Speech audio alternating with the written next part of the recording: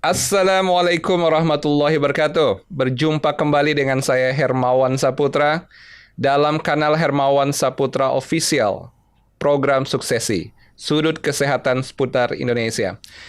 Sobat dan sahabat pemerhati kesehatan, beberapa waktu belakangan ini muncul beberapa statement yang cukup menjadi perbincangan di ruang-ruang publik, di media sosial, media online maupun media mainstream bahkan, di mana ucapan dari seorang pejabat negara, bahkan statement yang sering dikutip menjadi statement menteri, mengenai indikasi-indikasi. Apakah misalnya orang yang memiliki lingkar pinggang lebih dari 32 atau 34 cm itu akan lebih cepat mati misalnya, atau lebih mudah terkena sakit dan parah. Kemudian juga apakah orang-orang tertentu dengan penghasilan kurang dari 5 juta rupiah itu masyarakat yang miskin dan pasti tidak sehat? Ataukah juga peralatan kesehatan seperti stetoskop misalnya tidak ilmiah, tidak saintifik? Nah, narasi-narasi seperti ini patut kita berikan semacam penyegaran agar publik kita betul-betul paham dan tahu kenapa statement dan komunikasi publik di bidang kesehatan ini akan menjadi perbincangan. Karena faktanya di dalam pemberian layanan kesehatan itu ada indikasi-indikasi yang sangat menjadi acuan, terutama pada aspek medical diagnostic dan medical treatment. Tahapan berikutnya yang ingin dipastikan adalah kondisi awal. Dalam prediagnostik itu ada skala pengukuran, mulai dari tensi, ada tensimeter. Mulai dari stetoskop digunakan untuk mendeteksi kondisi jantung dan fisiologis lainnya, atau juga ada timbangan untuk berat badan, pengukuran antropometri, lingkar lengan, dan sebagainya. Biasanya di layanan kesehatan, ini dilakukan oleh perawat, bagian dari pemeriksaan dasar keperawatan. Kenapa ini semua menjadi penting? Karena akan memberikan semacam input awal kepada dokter dan atau dokter penanggung jawab layanan menyangkut kondisi awal pasien. Apakah dalam kondisi yang betul-betul fit, sehat, atau kurang sehat? Nah, inilah yang menyebabkan pentingnya pemeriksaan ini, termasuk penggunaan stetoskop. Apalagi kalau penggunaan stetoskop ini dengan ragam perkembangannya dari waktu ke waktu makin canggih, tentu makin diandalkan. Dan jangan lupa, lambang dari physician, seorang tenaga medis, biasanya selalu menggantungkan atau mengalungi stetoskop dimanapun dan kapanpun. Itu bahkan menjadi atribut, dan kalau seorang polisi pegang pistol atau senjata, seorang tentara mengokang senapan, maka seorang tenaga medis seperti dokter, dia pasti ada stetoskop. Bagian dari aktivitas profesionalnya. Itu sebab dalam dunia kesehatan ada cara dan alat untuk berkomunikasi secara efisien ketika dia memastikan dia memiliki instrumen untuk memantau kesehatan masyarakat. Dan tentu saja, seperti halnya yang saya sampaikan tadi, setiap profesi memiliki senjata. Maka profesi kesehatan seperti dokter misalnya, dan juga perawat, bisa menggunakan stetoskop, dan itu saintifik. Harus menjadi acuan kita ketika penggunaannya memiliki efek tindak lanjut. Untuk apa tindak lanjut setelah menggunakan stetoskop tersebut? Dan ini adalah bagian dari perjalanan teknologi kesehatan dari waktu ke waktu. Nah, penting untuk kita sampaikan agar kembali semangat tenaga kesehatan kita percaya diri dengan profesional dan atribut yang melekat di dalamnya. Sobat Sehat Indonesia, berikutnya kita ingin menyampaikan semacam pandangan. Apakah seseorang yang dalam keadaan gemuk atau sebenarnya orang yang beratnya lebih dari rata-rata orang lain?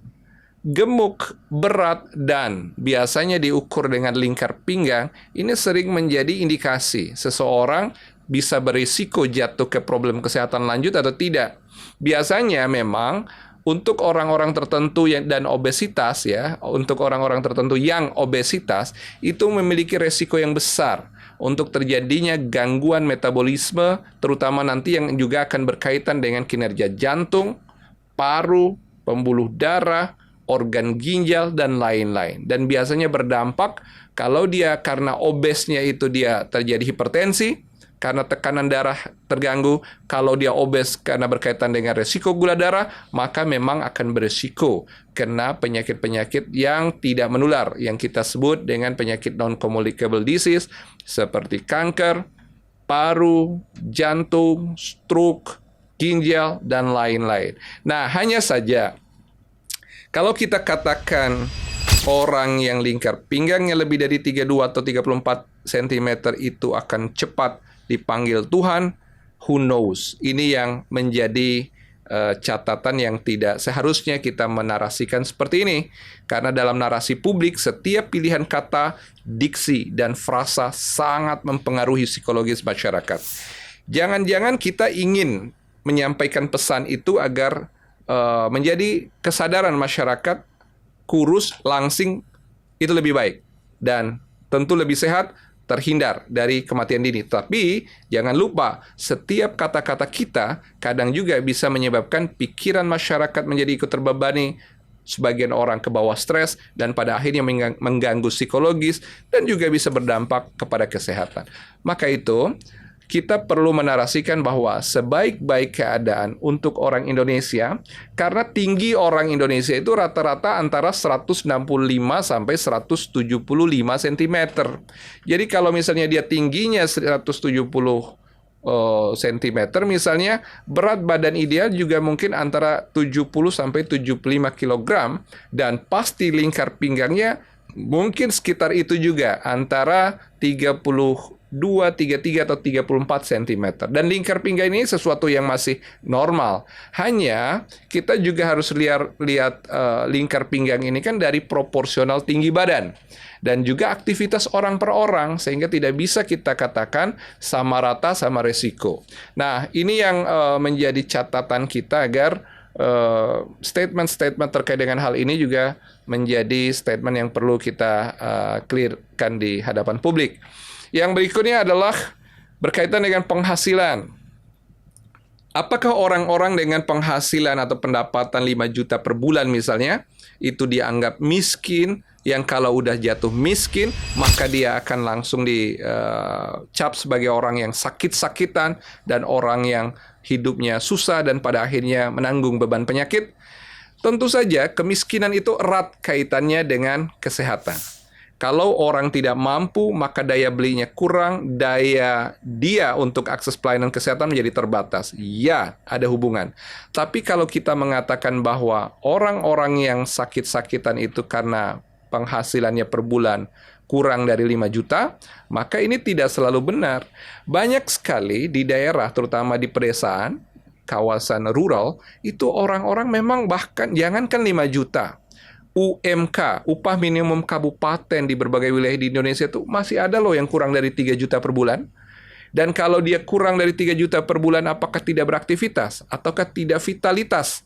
Malah petani-petani di daerah itu, mungkin pendapatan mereka kurang dari 3 juta per bulan kalau dirata-ratakan. Tetapi aktivitas fisik mereka, kebahagiaan mereka bersama keluarga, lingkungan mereka yang lebih terjaga, udara yang lebih segar, jangan-jangan usia mereka lebih panjang, usia harapan hidup mereka lebih oke ketimbang orang-orang di kota, polutan di mana-mana, kadang juga stres karena kerja, macet juga di jalanan, maka resikonya boleh jadi tidak lebih sehat dari orang-orang yang notabene penghasilannya lebih kurang daripada di kota yang boleh jadi seperti di Jakarta, UMP atau upah minimum provinsi DKI Jakarta itu udah lebih dari 5,2 juta per bulan.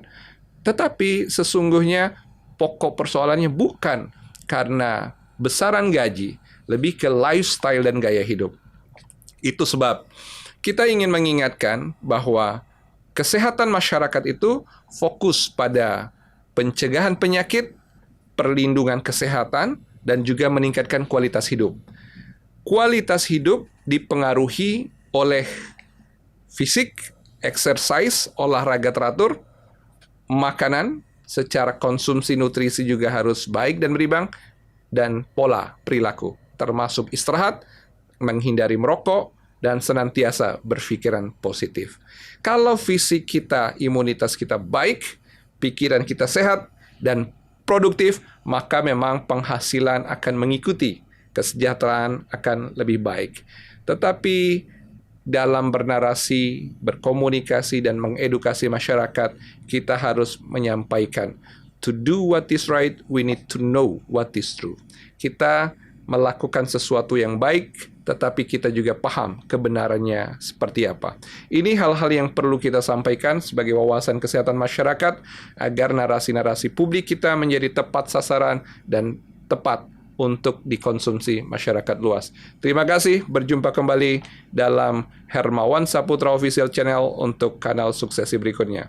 Sampai jumpa. Assalamualaikum warahmatullahi wabarakatuh.